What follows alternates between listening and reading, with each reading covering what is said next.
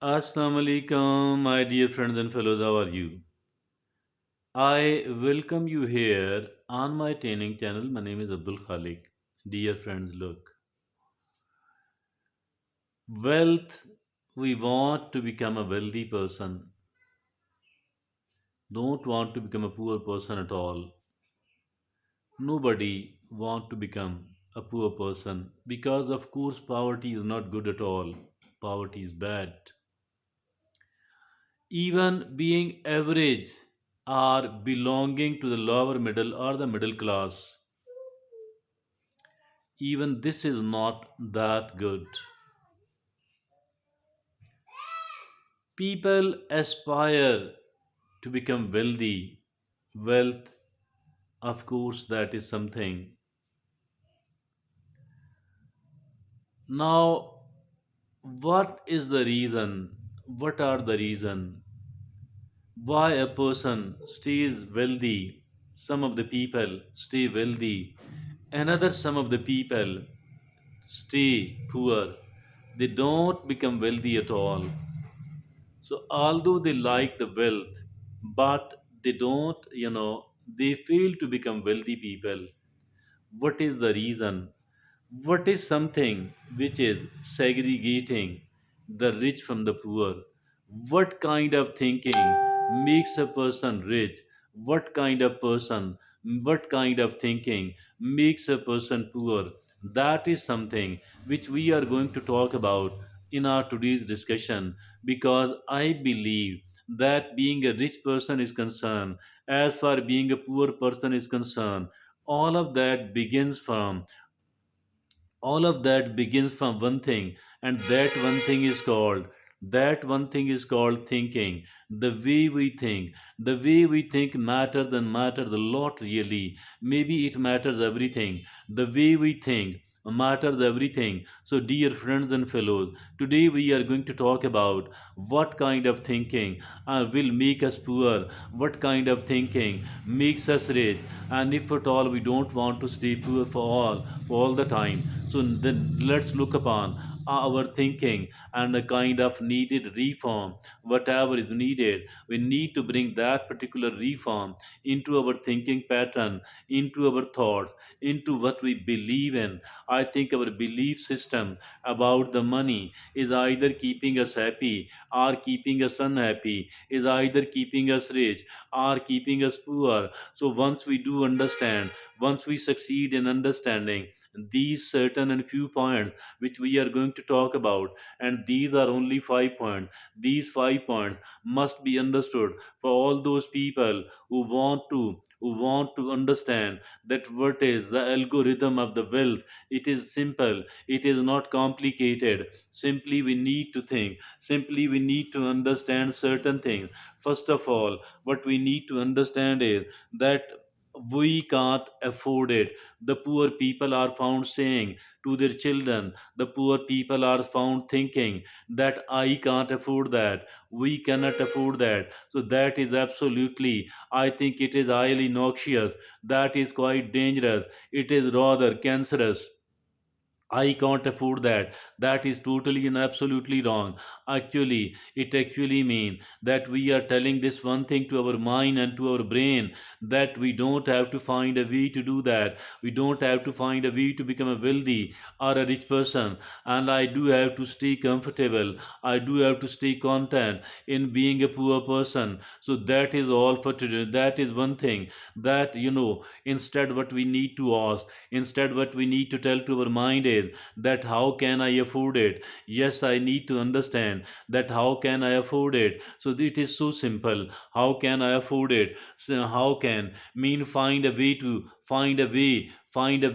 How can I afford it? How can I utilize it? While this thing is with other people, I should be able to utilize while it is still with other people, and I should also be able to buy it myself. I should also be able to possess it myself, and all of that is quite possible.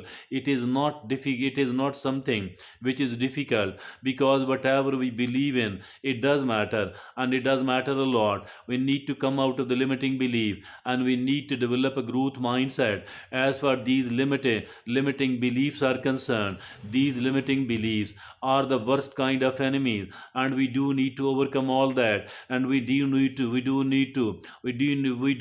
evolve the kind of belief system which empowers us, which makes us rich. And that is the number one thing. Or never say I can't afford that. Instead of always says yes, I can afford it, but I need to find a way. My mind is so powerful, my mind is so good that it will be definitely telling me and giving me a viable, a practical, a doable, a realistic, a pragmatic way to do that. And that is the number one. Number two is believing that money is the root cause of all the evil. Now this is the second belief about which destroys our chances of being a rich person. I think never ever say that money is, never ever believe that money is the root cause to all evils. As a matter of fact, money is something really great. Money is power, money is energy. Like all the energy and the power, it can either be used for the positive purposes,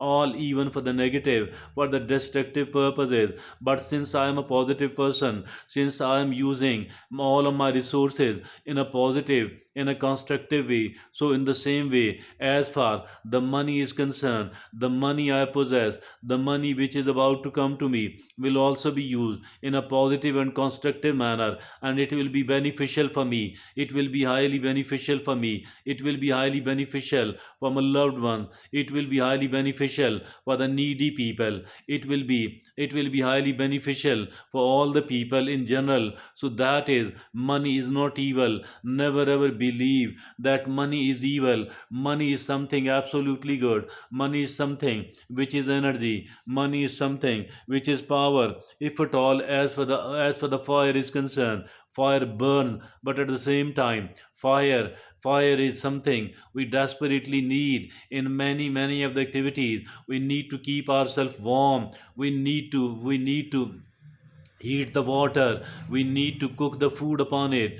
And we need to use it in the industry as well. We need to use it in the many of the industries as well. So I think money is absolutely good. Money is not bad at all. Like the fire is good one, although the fire burns, but we don't have to use it for the purpose of burning. Rather, we have to make the positive and the constructive use of it. So money is absolutely good. We need to remove this belief that money is the root cause of all evil. So now the third, play it safe with a stable job.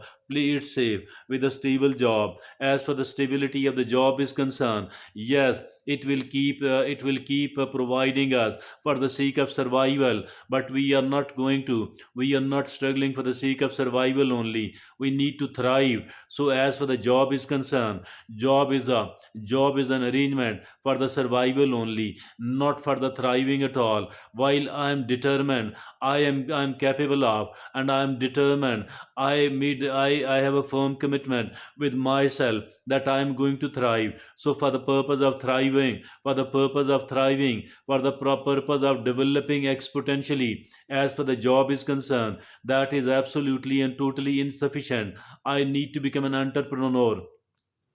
So that is never ever be content with, a stable job. Play it safe with a stable job. That is a kind of belief we need to get rid of, because that is quite destructive. Now the fourth belief we need to overcome. So that the fourth hurdle which we need to overcome: don't take risk with your money.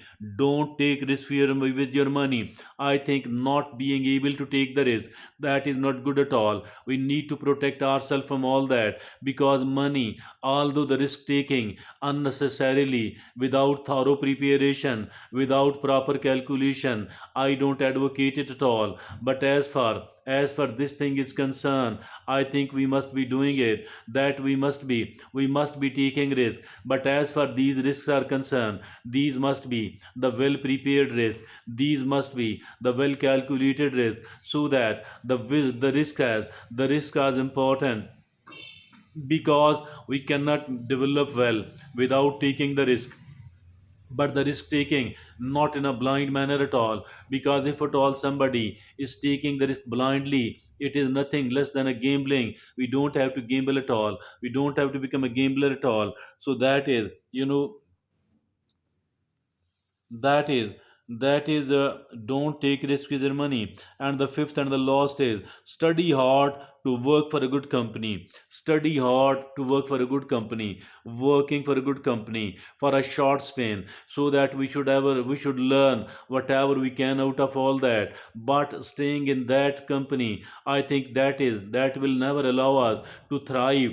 That will never allow us to develop exponentially. So we need to start our own entrepreneurship. So we need to learn, we need to adopt our own entrepreneurship. Look upon those people who have done the big job, who have contributed considerably in the whole of the world, and today the world knows them. They did not work hard did not work hard in the study to have a job in the good company. Rather, they wanted to own a company. They wanted to build the companies. So that is so simple, because we don't have to work in a good company at all. For some of the time, it is quite okay. Learn whatever you can out of all that. But after doing this thing, I think we need to come out of the comfort zone, because that is also a kind of comfort zone. So never work for a good company. Work for yourself. Rather, make your own good company.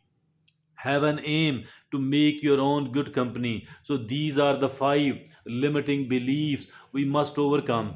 These are the five limiting beliefs we must overcome if at all we want to become a rich person. Unless and until we do that, we will never ever be able to become a rich person. We will never ever be able to become a wealthy person. Thank you very much.